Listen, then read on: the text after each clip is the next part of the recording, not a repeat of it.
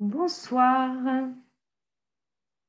Bonsoir à tous, à toutes. Bienvenue pour cette nouvelle conférence en ligne, des vendanges en ligne, qui alluboira la fiction du vin au XIXe siècle, qui nous sera donc présentée ce soir par Béatrice Laville, que nous remercions vivement d'avoir accepté ce format en ligne.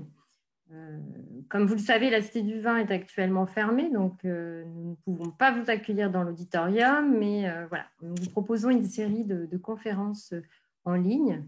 Alors, la conférence de ce soir vous est proposée dans le cadre des Vendanges du Savoir.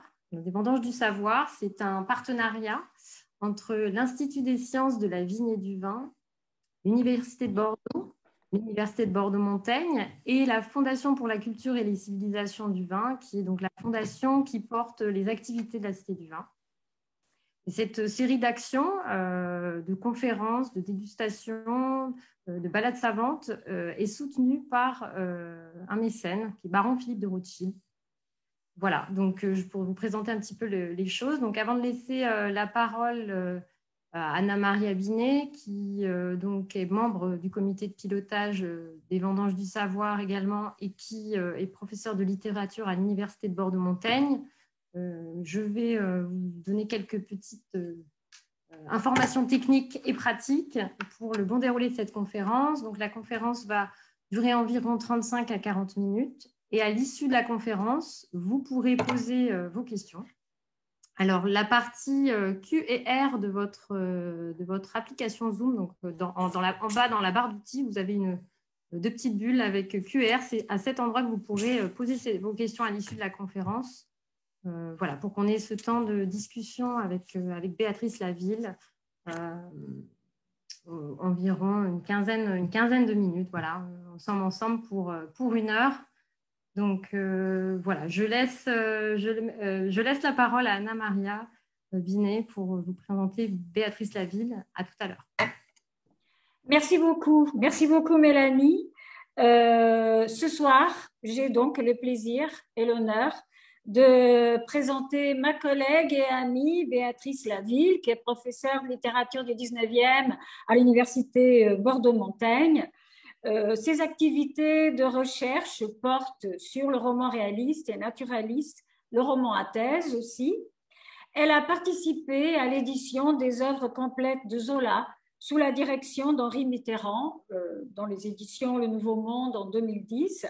Elle a écrit un certain nombre d'articles sur des auteurs de la fin 19e, comme Léon Cour, Barrès, Péguy, Anatole France. Elle a co-dirigé divers ouvrages, notamment Les formes bibliques du roman, chez Classique Garnier en 2015, L'inconvenance, chez les pubs en 2016, Polémiquer, scandaliser, provoquer au pub en 2020, et son dernier ouvrage s'intitule Une poétique des fictions autoritaires, les voix IES de Zola, Barrès et Bourget au pub en 2020. Béatrice Laville a également été vice-présidente du conseil d'administration de l'Université Bordeaux-Montaigne entre les années 2016 et 2020. Il s'agit d'une fonction très lourde, très exigeante, qu'elle a exercée avec compétence, avec passion. Et donc, nous la remercions. Je suis particulièrement heureuse ce soir qu'elle ait accepté justement notre invitation, l'invitation des Vendanges du Savoir. Chère Béatrice, je te passe la parole. Bien, merci beaucoup. Merci Anna-Maria. Juste un mot d'explication peut-être sur ce titre qui peut paraître énigmatique, qui a lu Boira, la fiction du vin au XIXe siècle. Lorsque j'ai été invitée à intervenir dans les Vendanges du Savoir, ce dont je vous remercie très chaleureusement, je me suis dit que la littérature du XIXe siècle donnait à lire maintes scènes de consommation de vin, d'enivrement, mais aussi de plaisir et d'émotions intenses auxquelles la compagnie du vin et de la fée verte, c'est-à-dire l'absinthe d'ailleurs, ont ouvert la voie. Le vin, selon Barthes, était la boisson totem de la France. Et l'alcool, vin et alcool, en général, sont très présents dans la littérature du 19e. Et j'évoquerai ici davantage la fiction, la fonction du vin, sa représentation, et ce dont il est le signe dans le discours littéraire. Curieusement, peu de travaux de recherche sont consacrés à cette question pour cette période-là dans la littérature, alors que les historiens en ont fait un sujet d'étude. Si la littérature, et particulièrement celle du XIXe siècle, revendique une fonction mimétique, cherche la vraisemblance, toutes les situations de discours à propos du vin, les sociabilités, les lieux de convivialité, l'imaginaire qu'ils suscitent, tissent le texte de leurs empreintes. En guise d'introduction à ce propos, je soulignerai tout d'abord la contiguïté du vin et de la langue. La littérature et le vin ont en partage la jouissance des mots. L'émotion ou le simple plaisir que procure le vin a recours aux mots, a besoin des mots pour se dire, des images, des métaphores qui l'éveillent pour traduire l'évanescence, le plaisir à nul autre pareil, qui relève parfois même de l'indéfinissable. Il est remarquable d'ailleurs que le vin et le texte ou la langue aient des expressions en partage. On évoquera l'âme d'un texte et celle du vin. Évidemment, on pense tout de suite au poème de Baudelaire, L'âme du vin, premier poème d'une section des Fleurs du mal consacrée au vin, où le poète loue le réconfort qu'il apporte. Je le cite, pour que de notre amour naisse la poésie qui jaillira vers Dieu comme une rare fleur. Le texte et le vin, l'un et l'autre, se déchiffrent, s'interprètent, manifestent une profondeur, une puissance. Les mots sont les mêmes pour évoquer le rapport que l'on noue avec eux. On parle d'un texte qui coule et des mots qui grisent dans la recherche de l'image signifiante.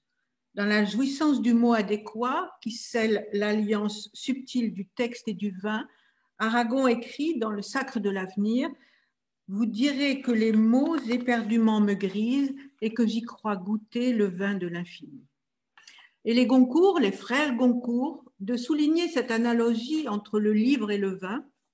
Je cite un extrait de Charles de Mailly: c'est le raisin foulé qui fait du vin. Ainsi, dans le bourdonnement du sang, dans l'ivresse du cerveau, l'idée foulée fait un livre. Et puis, il y a aussi la capacité narrative du vin, attachée à un terroir, et dont on dit fréquemment qu'il en est l'expression, qu'il en raconte l'histoire, qu'il en est l'image, ou pourrait-on ajouter la métonymie, comme en littérature. Un vin se crée, se travaille, mûrit, se peaufine, s'accompagne d'un discours d'escorte comme l'œuvre littéraire. Tous deux renvoient à l'intimité d'une réception, à la sollicitation d'images mentales et affectives, et contribuent à une forme de décollement et de dépassement de l'ordinaire des jours. Le plaisir des mots et du vin, le plaisir des mots du vin, émaille la littérature du XIXe siècle. Restaurer sa présence et la puissance d'imagination qu'il délie sont les voies d'une variété de ces évocations qui accompagnent la vie. Comme le souligne Baudelaire, qui le magnifie dans Du vin et du hashish, je le cite: il me semble parfois que j'entends dire au vin, il parle avec son âme, avec cette voix des esprits qui n'est entendue que des esprits: homme, mon bien-aimé, je veux pousser vers toi, en dépit de ma prison de verre et de mes verrous de liège, un chant plein de fraternité, un chant plein de joie, de lumière et d'espérance. Baudelaire catégorise même, en reprenant des remarques d'Hoffmann, toujours dans Du vin et du hashish, il catégorise le vin suivant un degré d'adaptation aux créations envisagées, tel un compagnonnage fidèle. Je le cite: le musicien consciencieux doit se servir du vin de champagne pour composer un opéra comique. Il y trouvera la gaieté mousseuse et légère que réclame le genre. La musique religieuse demande du vin du Rhin ou du Jurançon. Comme au fond des idées profondes, il y a là une amertume enivrante. Mais la musique héroïque ne peut pas se passer de vin de Bourgogne. Il a la fougue sérieuse et l'entraînement du patriotisme. Si le créateur cherche dans l'âme du vin un écho à son état d'âme, y puisant le sentiment d'une communauté d'impressions, il faut souligner que les caractères du vin sont en ce XIXe siècle mieux connus. En effet, le vin circule dans tout le pays. Ce siècle a vécu une forte industrialisation, on le sait, et un développement des moyens d'acheminement du vin et des denrées en général. Avant la Troisième République, l'acheminement du vin s'effectuait par les canaux et les rivières. Il y en avait en gros 8000 km. Il y avait 8000 km de voies navigables en France. Et les vins du Roannais arrivaient par le canal de Loire pour être acheminés à Paris. Le Beaujolais par le canal de Bourgogne, par exemple. Mais le trafic vinicole s'effectuait surtout par voie maritime. La consommation du vin, sous l'effet conjoint d'une facilitation de son transport et d'un allègement de la fiscalité, donc d'une baisse des prix, se démocratise au XIXe siècle et se généralise dans tout le pays, même si certaines régions, évidemment, sont davantage tournées vers des consommations locales de cidre en Bretagne ou en Normandie ou de bière pour le Nord. Le bouilleur de cru, l'alambic, le cabaret, les guinguettes, l'estaminet, le café, les consolations, le manzingue, autant de termes courants qui indiquent que la consommation du vin et de l'alcool est une pratique régulière qui renvoie à des habitudes de classe, de langage, à un pouvoir économique et à une manière d'être en société. La littérature met en texte évidemment les sociabilités autour du vin. Le thème de la rencontre ou celui des retrouvailles est un puissant opérateur narratif. Il relance les aventures des personnages, leur parcours, et les auteurs réalistes en ont largement usé. Le cabaret, où l'on se retrouve, le Parlement du pauvre, disait Balzac, offre un espace de chaleur et de théâtralisation des clients où chacun est spectateur ou acteur des bons mots, des diatribes, des déclarations, des plaisanteries, où l'on joue et s'oublie. Alors, je voudrais là vous proposer voilà. Un tableau de Gauguin qu'il a peint justement en 1888 lorsqu'il était à Arles et qu'il avait rejoint Van Gogh. Et donc, ce tableau au café la nuit à Arles, où l'on voit évidemment les habitués qui sont en train de jouer probablement et de boire. Il y en a un au fond qui est en train de dormir. Et puis, au premier plan, Madame Ginoux, qui est, elle, propriétaire du café. Et Van Gogh, exactement au même moment, peint aussi le café d'Arles. Et il écrit à son frère en août 88, à propos de ce café, il y a à Arles des cafés de nuit qui restent ouverts. Il y en a beaucoup. Les rôdeurs de nuit peuvent y trouver refuge, un asile donc, lorsqu'ils n'ont pas de quoi se payer un logement ou qu'ils sont trop soûls pour y être admis. Autre refuge que la littérature évoque à travers l'Assommoir, autre refuge, je cite, au coin de la rue de la Goutte d'Or, il y avait un joli vin, tout jeune, chatouillant le gosier. C'était un manzingue de l'ancien jeu, une boutique noire sous un plafond bas avec une salle enfumée, à côté dans laquelle on vendait de la soupe. Et Coupeau, vous vous souvenez que Coupeau, c'est l'ouvrier zingueur et le mari de Gervaise, et Coupeau restait là jusqu'au soir, à jouer des canons au tourniquet. Il avait l'œil, il avait donc une ardoise, il avait l'œil chez François, qui promettait formellement de ne jamais présenter la note à la bourgeoise. N'est-ce pas? Il fallait bien se débarrasser des crasses de la veille. Un verre de vin en pousse un autre. La sociabilité des buveurs a ses rites. Elle constitue un repère temporel, un rythme après la journée de travail, une revanche du plaisir sur la souffrance du labeur.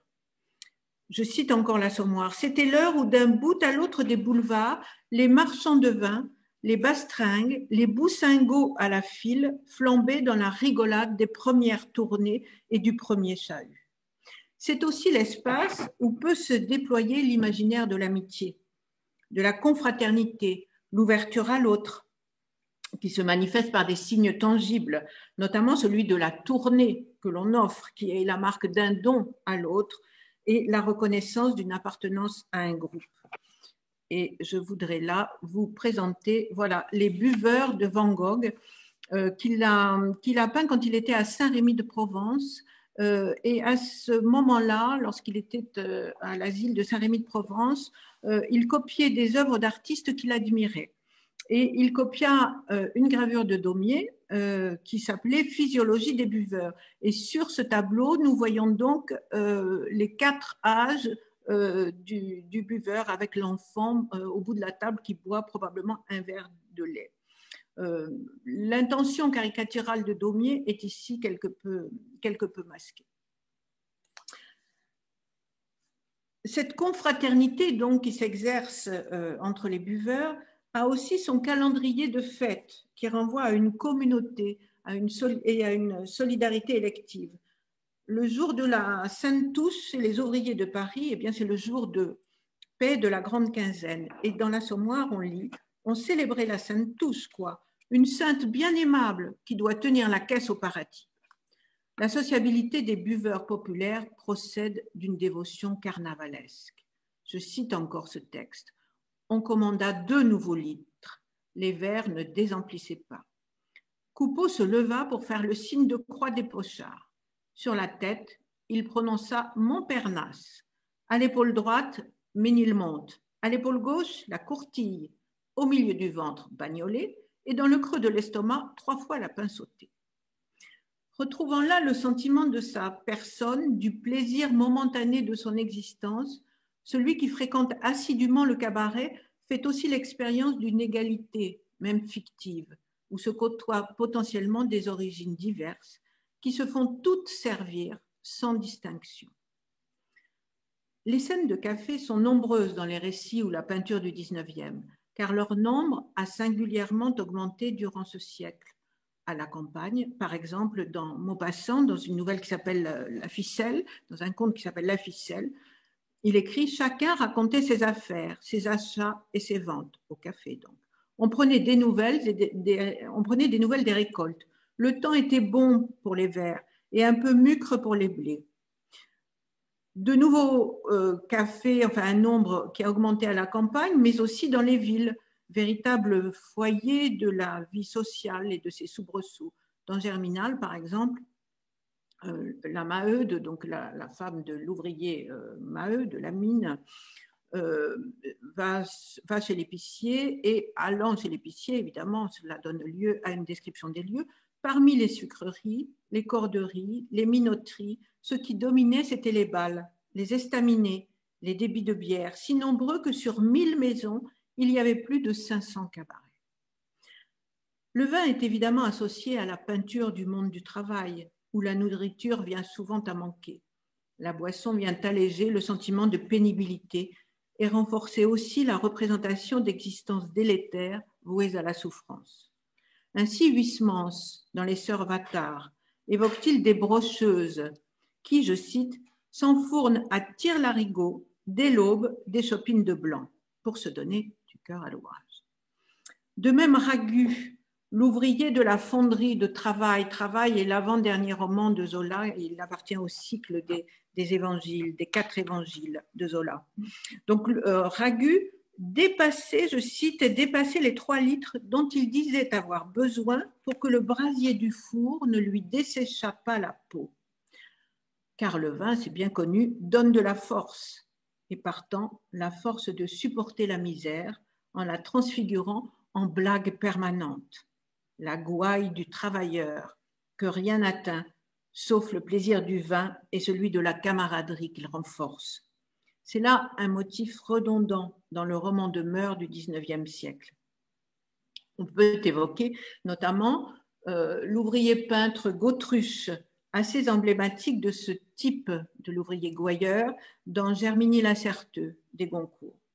Je cite le texte. « Il ne connaissait ni envie ni désir. Ses rêves lui étaient servis sur le comptoir. Pour 3 sous, il était sûr d'avoir un petit verre de bonheur. Pour 12, un litre d'idéal. Content de tout, il aimait tout, trouvait à rire et s'amusait de tout. Rien ne lui semblait triste dans le monde qu'un verre d'eau. » Si le vin du travailleur rythme la journée, suivant des rituels divers, les phases du travail, le verre de l'amitié, il est aussi le phare des jours de fête et la promesse d'un moment singulier, hors de la quotidienneté et de la banalité de la forme des jours.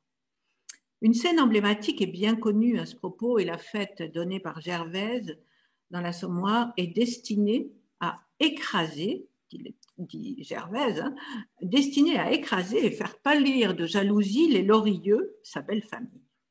Cette scène, marqueur sociologique et idéologique de la peinture d'une classe sociale, n'a rien d'un repas convenable, comme la doxale l'impose pour la représentation d'une fête bourgeoise, mais relève significativement d'une ripaille populaire, sorte de fête carnavalesque où seul compte l'insatisfaction et l'expression des pulsions primaires, voire archaïques.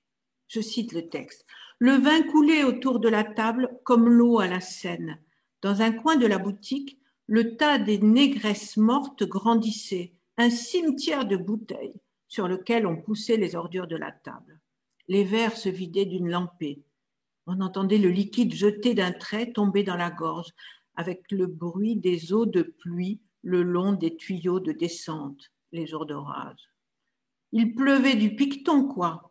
Un picton qui avait d'abord un goût de vieux tonneau, mais auquel on s'habituait joliment, à ce point qu'il finissait par sentir la noisette. Ah, Dieu de Dieu, les jésuites avaient beau dire. Le jus de la treille était tout de même une fameuse invention. La société riait, approuvait, car enfin, l'ouvrier n'aurait pas pu vivre sans le vin. Le Papa Noël devait avoir planté la vigne pour les zingueurs, les tailleurs et les forgerons. Le vin décrassé et reposé du travail. Puis, lorsque le farceur vous jouait des tours, eh bien, le roi n'était pas votre oncle. Paris vous appartenait. Ils étaient saouls comme des tiques. Et les dames avaient leur pointe. Oh, une culotte encore légère. On trinquait à ceux qui passaient. On appelait les camarades. Le gueuleton s'étalait, gagnait de proche en proche le quartier de la Goutte d'Or. Cette bacchanale qui exige prodigalité et ostentation signe l'apothéose du parcours de Gervaise, la blanchisseuse, qui a d'ailleurs gagé son alliance au monde de piété pour acheter du vin, signe avant-coureur de l'alcool qui défait son ménage, bien sûr, mais aussi parce que l'intériorisation des codes d'une réception demande du vin cacheté, marqueur d'une bienséance et démonstration d'une position, fût-elle celle d'un simulacre, comme c'est le cas pour Gervaise. La spatialité du plaisir se décline aussi dans les scènes champêtres des guinguettes, où campagne, vin et désir se conjoignent pour suggérer quelques moments, non pas extatiques, mais repoussoirs du quotidien. Et là, je me suis trompée. Voilà, pardon. Voilà le déjeuner des canotiers de Renoir qu'il a peint en 1881. Et c'est une œuvre qu'il a peinte sur la terrasse de la maison Fournaise où il allait lui-même souvent à Chatou, qui était très célèbre, un lieu de divertissement très célèbre à ce moment-là. Et l'artiste y prenait pension. Oui, donc cette spatialité du plaisir est évoquée, enfin cet environnement des guinguettes est évoqué par Maupassant dans La femme de Paul. Il écrit « Dans l'établissement flottant, c'était une cohue furieuse et hurlante. Les tables de bois où les consommations répandues faisaient de minces ruisseaux poisseux, étaient couvertes de verres à moitié vides et entourées de gens à moitié gris. Et dans l'espace libre, entre les tables, dominait le public ordinaire du lieu, un bataillon de canotiers chahuteurs avec leurs compagnes en courtes jupes de flanelle. Et dans cet espace où se joue la comédie du plaisir et où la vulgarité se pare des oripeaux de la fête, la caricature, l'extase amoureuse que favorise le vin et le cadre champêtre n'augure pas d'une réelle félicité, comme le suggère une partie de campagne dans le roman de l'œuvre de Zola. Je cite le texte. On est là encore au bord de l'eau. Le déjeuner fut exquis. L'omelette trop cuite, les saucisses trop grasses, le pain d'une telle dureté qu'il dut lui couper des mouillettes pour qu'elle ne s'abîmât pas le poignet. Ils burent 2 bouteilles et entamèrent une 3e, si gai, si brillant qu'ils s'étourdissaient eux-mêmes. Elle, c'est Christine, elle, les joues ardentes, affirmait qu'elle était grise. Et jamais ça ne lui était arrivé. Et elle trouvait ça drôle, oh si drôle, riant à ne plus pouvoir se retenir. Si la quantité de vin est gage de plénitude lors des fêtes dans les fictions du milieu populaire, comme une revanche sur l'ordinaire du manque, rien de tel dans les repas bourgeois où se joue pleinement la réalité de marqueur social de la boisson. Le vin de la séduction et de l'érotisme est le vin de champagne qui instille la pensée de l'amour dans l'esprit des protagonistes. Dans un cabinet particulier du Café Riche à Paris, René Saccard et son beau-fils Maxime, qui va devenir d'ailleurs son amant, je cite le texte, c'est dans La Curée, buvaient de temps en temps une gorgée de champagne en grignotant des croûtes arrachées sur le dos des petits pains ronds. Et la pensée de l'amour, lente et envahissante, entrait en eux, enivrait peu à peu leur âme, comme le vin clair, tombé goutte à goutte en leur gorge, échauffait le sang et troublait leur esprit. Et nous avons là la buveuse de champagne de Hans Heyerdahl. Alors cette buveuse de champagne est peinte donc par ce peintre norvégien, peintre réaliste. On ne sait pas trop, enfin, il s'agit probablement d'une courtisane, d'une prostituée, possiblement, et donc le vin est associé effectivement, et probablement, ce vin est associé à l'érotisme, voire à la débauche, comme pour René de la Curée. Le plaisir de la dégustation du vin, celui des rares initiés, le moment hors du temps, dans le retrait d'une jouissance que procure la rareté des saveurs inconnues, ne supporte pas, lui, de présence féminine, qui risquerait de troubler l'entre-soi de privilèges strictement masculins.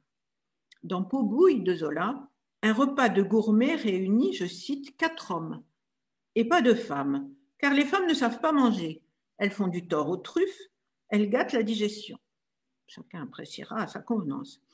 La partition des rôles entre sphère privée et sphère publique limite, voire exclut la présence féminine des restaurants, mais aussi des cafés au XIXe siècle.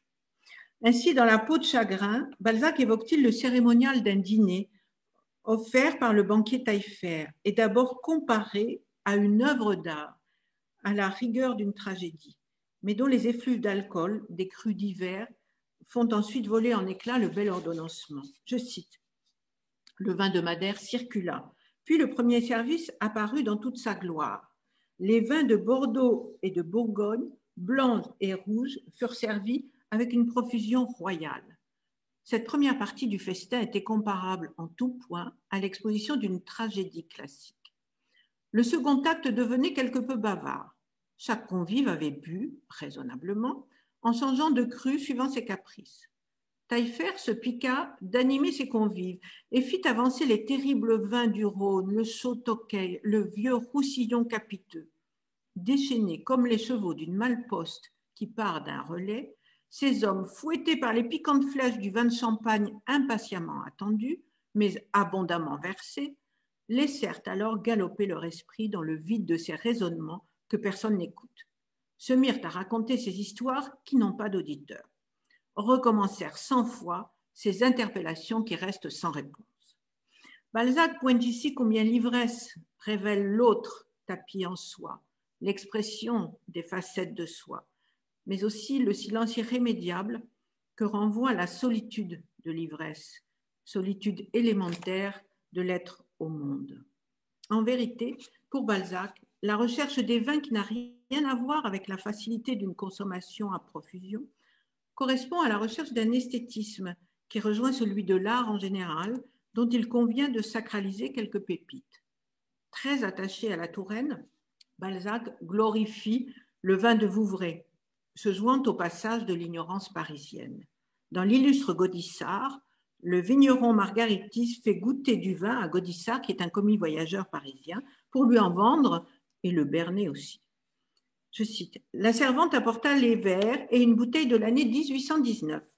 Le bonhomme Margaritis en versa précieusement dans un verre et le présenta solennellement à Gaudissart, qui le but. « Mais vous m'attrapez, monsieur, dit le commis voyageur. Ceci est du vin de Madère, vrai vin de Madère. »« Je le crois bien, dit le fou. L'inconvénient du vin de Vouvray, monsieur, est de ne pouvoir se servir ni comme vin ordinaire, ni comme vin d'entremets. Il est trop généreux, trop fort. Aussi vous le vend-on à Paris pour du vin de Madère, en le teignant d'eau de vie. Mais ce que vous buvez en ce moment est un vin de roi, la tête de Vouvray. J'en ai 2 pièces, rien que 2 pièces. Les gens qui aiment les grands vins, les hauts vins, et qui veulent servir sur leur table des qualités en dehors du commerce, se font servir directement par nous. Si la consommation et la particularité des vins participent d'une connotation de la hiérarchie sociale, leur possession renvoie également à un pouvoir financier et partant à une autorité morale que confère la puissance de l'argent dans le microcosme provincial. C'est ce qu'indique Balzac dans Eugénie Grandet. Je le cite rapidement. Vieux tonnelier, vieux vigneron, Monsieur Grandet avait toujours des tonneaux à vendre, alors que les tonneaux valaient plus cher que la denrée à recueillir. Il pouvait mettre sa vendange dans ses celliers et attendre le moment de livrer son poinçon à 200 francs quand les petits propriétaires donnaient le leur à 5 louis. Sa fameuse récolte de 1811, sagement serrée, lentement vendue, lui avait rapporté plus de 240 000 livres. Et ce pouvoir financier et symbolique qu'affiche la possession des vins se lit dans les réceptions dont la fiction du 19e ne cesse de faire état, le constituant en véritable topos littéraire. Les mets et les vins orchestrent la magnificence d'une réception et réfléchissent l'importance des hôtes et la valeur que l'on attribue à ses invités.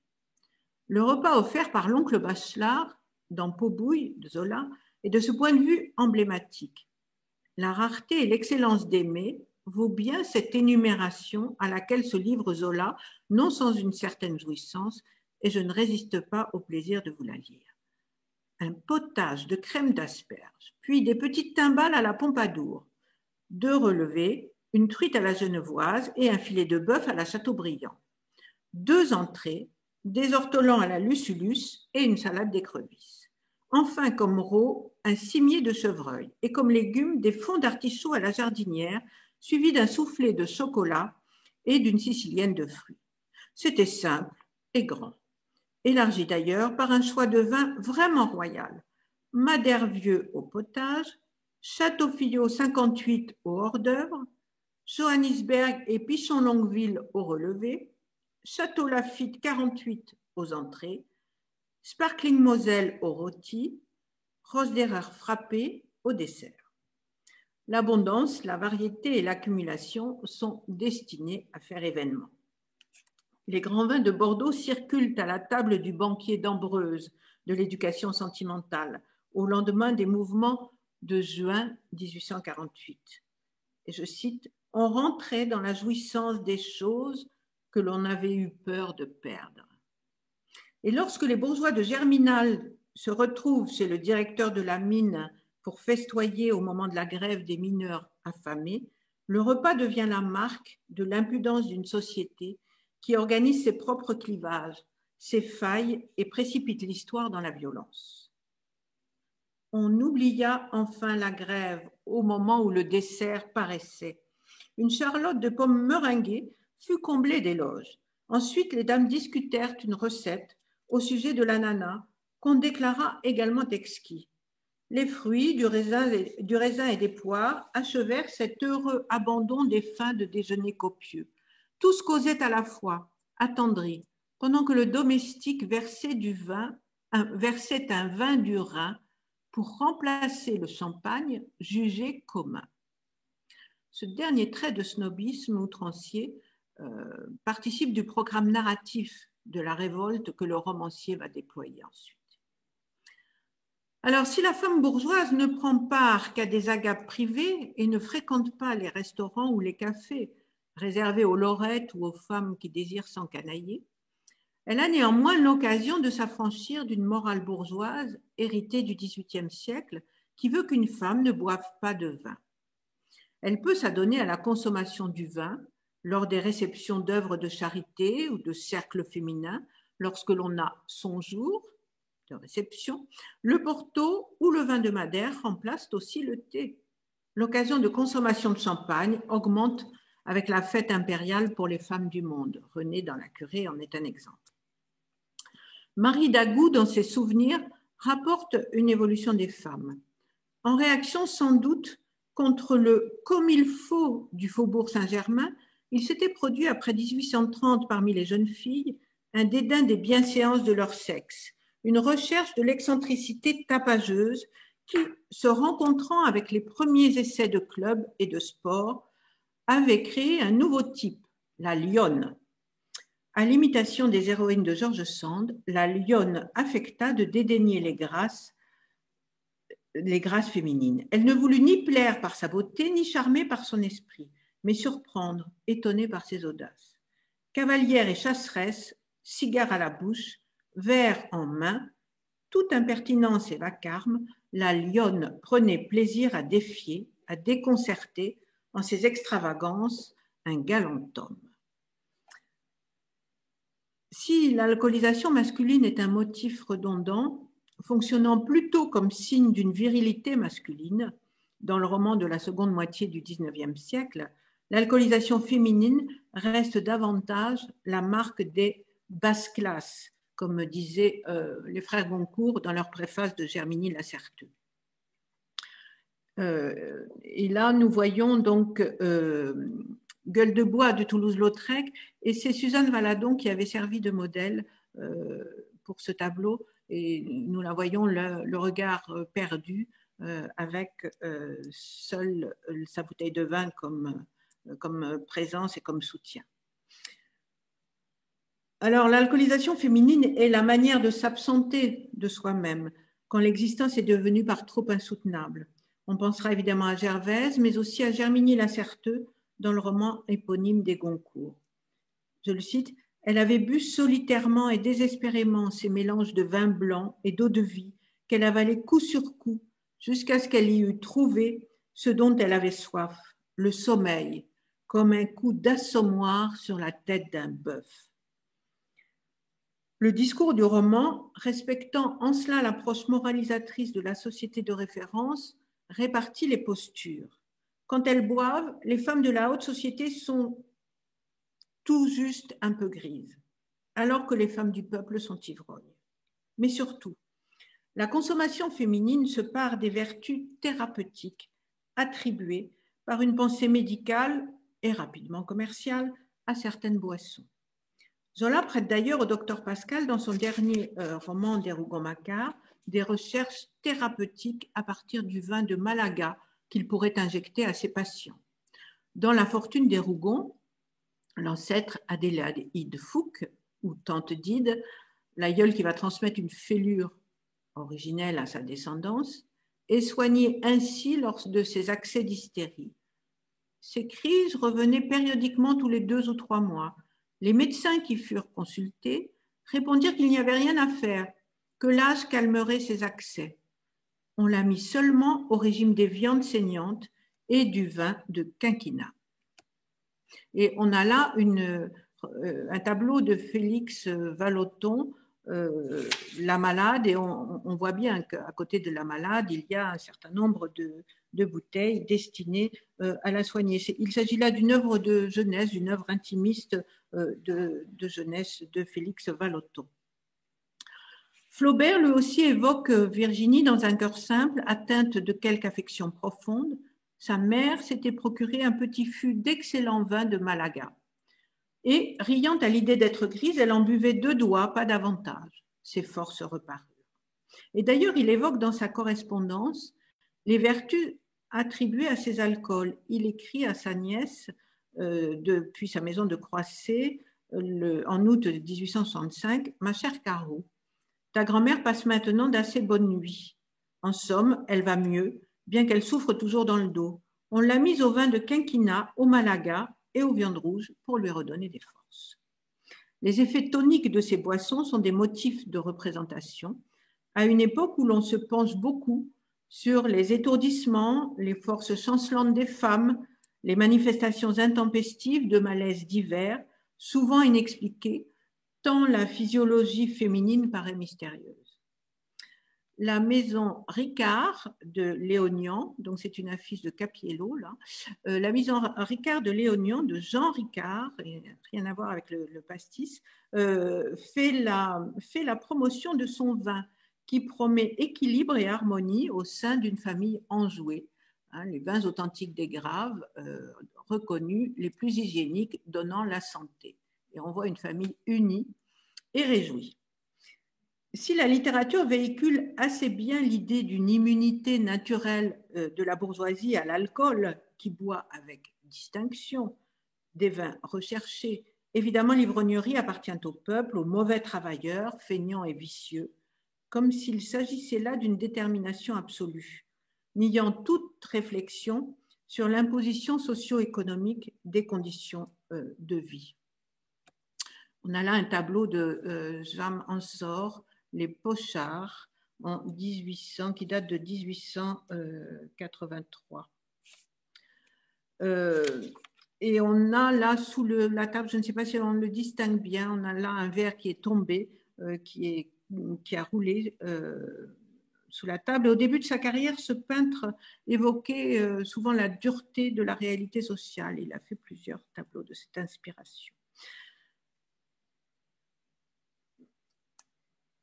Daudet évoque à maintes reprises aussi la déchéance de l'ouvrier, se laissant entraîner vers la boisson, car l'ouvrier, non seulement est feignant, il se laisse entraîner vers la boisson, mais il est aussi faible. Je cite rapidement, les pieds nus de la femme sur le carreau, le frottement des allumettes et l'homme qui, dès en entrant, essayait de bégayer une histoire, toujours la même.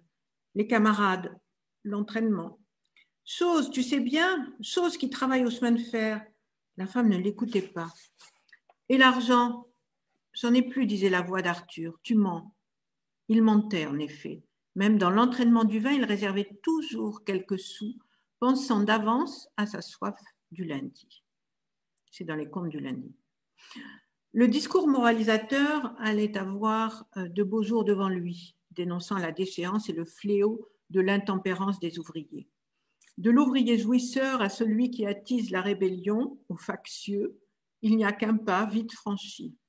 La révolution de 48, qui a été un moment de grande frayeur pour la bourgeoisie, permet à celle-ci de conjoindre l'image du révolutionnaire et celle du buveur invétéré et de l'ivrogne dangereux. La scène du célèbre sac des Tuileries dans l'éducation sentimentale reprend cette image et contribue à asseoir ce leitmotiv. Je cite, « La populace maîtresse des caves se livrait à une horrible godaille. Le vin coulait en ruisseaux, mouillait les pieds. Les voyous buvaient dans des culs de bouteilles et vociféraient en titubant.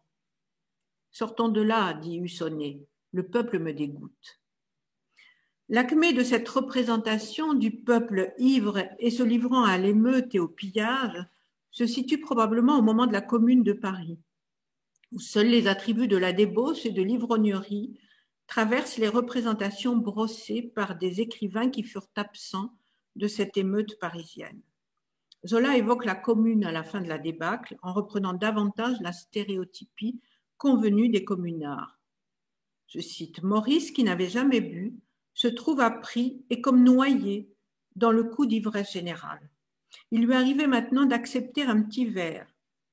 S'il en prenait un second, il s'exaltait parmi les souffles d'alcool qui lui passaient sur la face.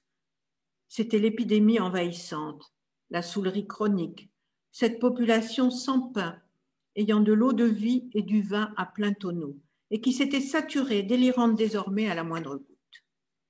Zola ne dit rien de la fermentation des idées dans Paris, n'évoque les troubles que comme une trame lointaine, s'abstient de toute analyse. La Commune perd son statut d'événement politique pour être un moment de pathologie collective. Et George Sand d'affirmer dans une lettre à Dumas, fils, le 22 avril 71, à propos de la Commune, ce sont les Saturnales de la plèbe après celles de l'Empire. Cette impensée qui vise à rabaisser intellectuellement, sociologiquement, éthiquement et politiquement le peuple comme classe inférieure, obère toute évaluation de ce que cette révolte donnait à penser. Se limiter à l'intempérance, dont l'alcool est un des ferments actifs, permettra de faire de la lutte anti-alcoolique, qui va se développer largement, l'un des piliers masqués d'une stratégie contre-révolutionnaire dans un siècle qui connut de nombreux mouvements de révolte. Et là, nous avons les leçons de choses de l'éditeur Desrolles, Nous avons probablement un certain nombre d'entre nous des souvenirs d'affiches qui étaient sur les murs de la classe. Et là, très rapidement, puisque le temps presse, très rapidement, donc on a l'épilepsie des buveurs. Hein, là-haut, on croirait presque d'ailleurs que c'est l'ouvrier Coupeau qui tombe du toit. Et puis, vous avez à gauche les dégénérés alcooliques, et puis la salle de classe où la légende signifie parents absinthiques, enfants épileptiques. Méfiez-vous des apéritifs, quels qu'ils soient. L'image du vin dans la littérature du 19e est donc composite, on le voit. Vin de l'aliénation pour les uns, Germigny Lacerteux est fasciné par une annonce qui accroche son regard dans la rue. Vin nouveau, pur sang, 70 centimes. Vin de la vie donc, pas cher, pour une vie d'aliéné de peu de prix. Mais aussi vin de l'ivresse, au charme bien connu que des poètes ont chanté. Et cette ivresse colore toute chose d'un intérêt nouveau, intensifie le rapport au réel. L'œil s'abîme dans la contemplation de celui-ci, transfigurant la réalité. Peut-être s'agit-il alors de regarder le monde avec plus d'intensité et avec une acuité redoublée, de s'évader en atteignant l'ivresse créatrice, ferment d'une esthétique régénérée, et d'accepter de s'embarquer pour le bonheur que suggère Baudelaire. Je le cite, « Il faut toujours être ivre, tout est là, c'est l'unique question, pour ne pas sentir l'horrible fardeau du temps qui brise vos épaules et vous penche vers la terre. Il faut vous enivrer sans trêve, mais de quoi? De vin, de poésie ou de vertu, à votre guise, mais enivrez-vous. Le vin et la création, consubstantiellement liés pour le poète, élèvent l'homme à hauteur du divin, suggèrent les derniers vers du vin des chiffonniers de Baudelaire. Je les cite. Dieu, touché de remords, avait fait le sommeil. L'homme ajouta le vin, fils sacré du soleil. Je vous remercie pour votre attention. Merci, chère Béatrice, pour cette communication, ce tour d'horizon très complet, très intéressant sur le vin dans la littérature fin de siècle. Merci aussi pour ce conseil final, enivrez-vous. C'est un très bon conseil. Évidemment, surtout de poésie, enivrez-vous surtout de poésie, de spiritualité et d'un peu de vin quand même, voilà, de temps en temps. Alors, je vais te transmettre les questions qui nous arrivent. J'ai d'abord une question de Éric Giraud-Hérault, qui est un des membres de nos Vendanges du Savoir. Alors, voilà ce qu'il te dit. On a l'impression qu'il y a deux sortes d'écrits au 19e. Ceux qui concernent l'alcool et l'alcoolisme, et ceux qui concernent le vin culturel, ce qui est moins attendu à cette époque. Est-ce que cette distinction peut être liée à une certaine typologie de la littérature de ce siècle? Alors, la littérature, effectivement, la littérature du 19e, qui souhaite, en tout cas plutôt dans la deuxième partie du siècle, est une littérature qui se dit réaliste et qui essaie d'ouvrir justement le champ de la littérature à des domaines que l'on n'avait pas encore véritablement envisagés. Et c'est pourquoi j'ai parlé, peut-être en insistant davantage, j'ai parlé du vin du peuple, parce que le peuple entre en littérature avec ses particularités, avec son corps, avec ses habitudes, avec son parler, etc. Donc, effectivement, on parle beaucoup d'alcoolisme dans cette littérature de la seconde moitié du 19e. Et le vin culturel, en réalité, alors, on parle aussi, pardon, et ça je ne l'ai pas évoqué, on parle beaucoup d'alcool et d'absinthe, mais bon, il était question du vin ici, donc je ne me suis pas étendue sur l'alcool et l'absinthe.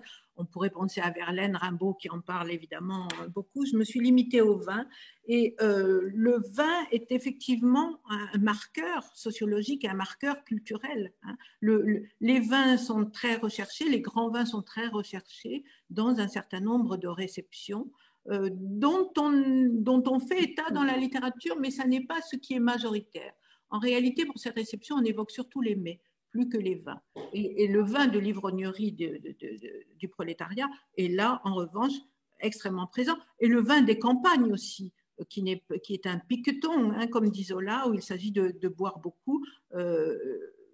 Là, oui, on l'évoque. Et on évoque ces moments de convivialité qui sont de plus en plus importants dans l'habitus de ces classes populaires. Merci Béatrice. Justement, Gilles de Revel, qui est aussi un des membres de nos Vendanges du Savoir, te demandait, l'absinthe ou le vin ont-ils le même rôle et la même importance dans la littérature du 19e siècle? Alors, pour les poètes, Baudelaire, par exemple, parle et du vin et de l'absinthe. L'absinthe permet, notamment au niveau de la création, mais c'est ce que dit Verlaine aussi, hein, l'absinthe permet une ivresse beaucoup plus rapide et peut-être une manière de s'assommer aussi beaucoup plus rapide, hein, de s'absenter de soi-même plus rapidement. Et j'ai oublié la question. Ah, je te la redis. L'absinthe ou le vin ont-ils le même rôle et la même importance dans la littérature du 19e? Ah oui, donc en ce qui concerne les poètes, c'est peut-être la recherche d'une ivresse, pour une ivresse créatrice, hein, beaucoup plus rapide.